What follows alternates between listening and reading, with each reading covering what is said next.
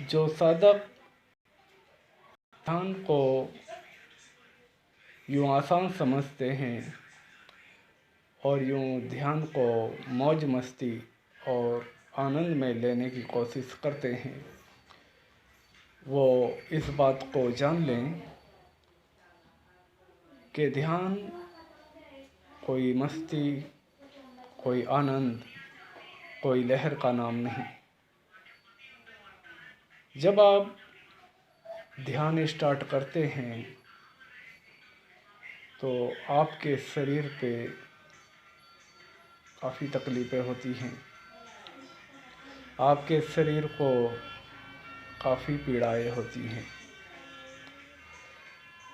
अब आप ध्यान के नाम पे यदि विचारों में, यदि ख्यालों में खो जाते हैं तो वो बात अलग है।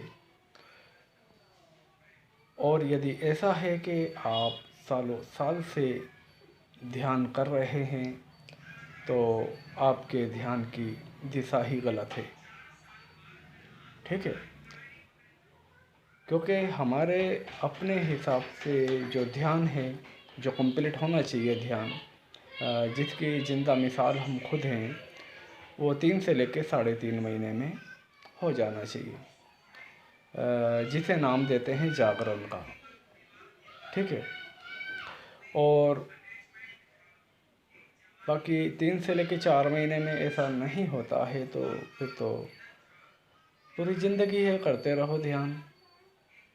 कई कॉल मेरे पास आते हैं, किसी को 5 साल हो गए हैं, किसी को 10 साल हो गए ध्यान करते करते। अब जो ध्यान करने में लगे हैं उनका एक कारण बताता हूँ मैं आपको। वो सबसे पहले ज्ञान से भरते हैं। जैसे ओशो सन्यासियों को उठा लो, या कोई सन्यासी हुआ किसी का भी, ओशो सन्यासी बुरा मान जाएंगे नहीं तो ये पहले तो ज्ञान से भरते हैं, और ज्ञान से भरने के बाद ध्यान में जाने की नाकाम कोशिश करते हैं। और कुछ तो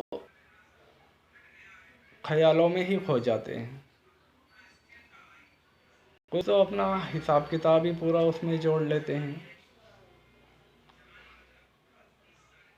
तो ऐसे लोग सिर्फ ध्यान करते रहते हैं, और जो सीखते हैं उसको अपना अनुभव बताते हैं कि हमारा ये अनुभव है।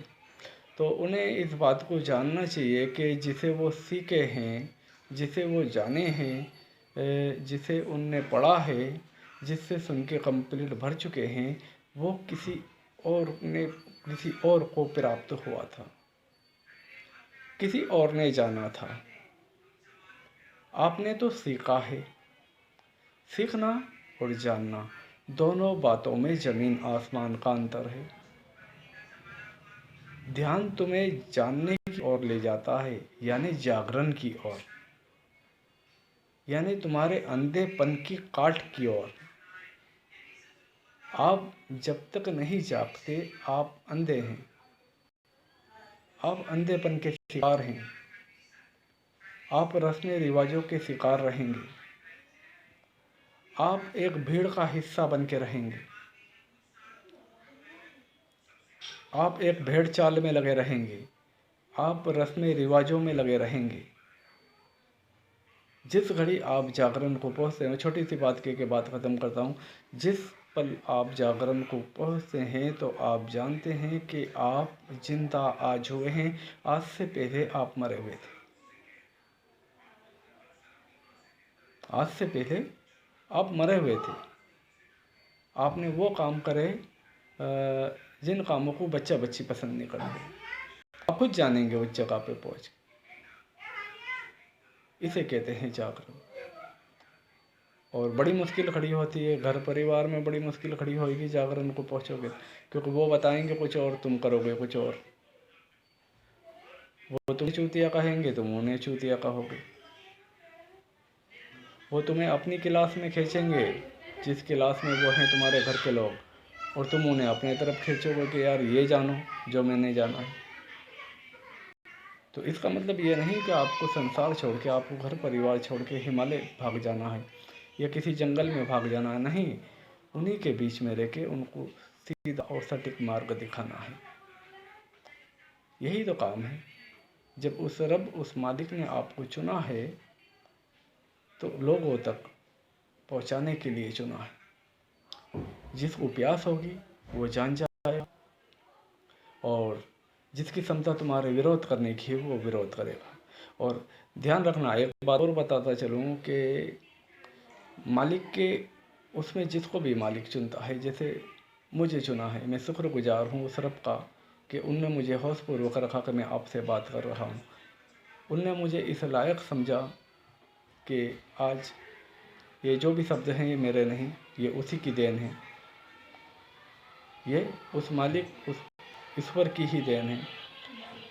तो मैं बहुत बहुत शुक्रगुजार हूँ कि मेरे को इस लायक उनने समझा। तो मैं जिसको भी जो बताता हूँ धर्म, और धर्म के कोई मसले नहीं मेरे पास कि कोई इस धर्म का है कि कोई उस धर्म का है।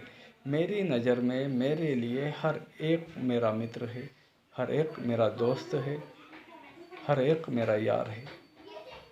ठीक है। कुछ लोगों को मुझे देख के ये तकलीफ़ होती है, कुछ लोगों को होती है, मैं जानता हूँ, कुछ लोगों को होती है धर्म को लेके। तो भाई, धर्म, जिस धर्म में जो पैदा हुआ धर्म वो है। ठीक है। यहाँ मालिक को जानने वाली बात हो रही है, यहाँ मालिक को समझने वाली बात हो रही है। यहाँ धर्म का कोई मसला नहीं है भाई। जहाँ से जो मिले उसे लेने वाले बन जाओ। कौन कहता है? रब कहता है। जहाँ से जो मिले उसे लेने वाले बन जाओ। बस सही हो, सटीक हो, हक हो, जो रब तक तुम्हें ले जाए, उसकी मानने और उसकी समझने वाले बन जाओ। तो मैं मालिक का ग़ुलाम हूँ। मालिक ने जिस काम के लिए मेरे को चुना है वो मैं बताता हूँ, और मेरा काम है बताना। आपका काम है मानना, नहीं मानना। मानो तो ठीक, नहीं मानो तो ठीक, आपकी मर्ज़ी।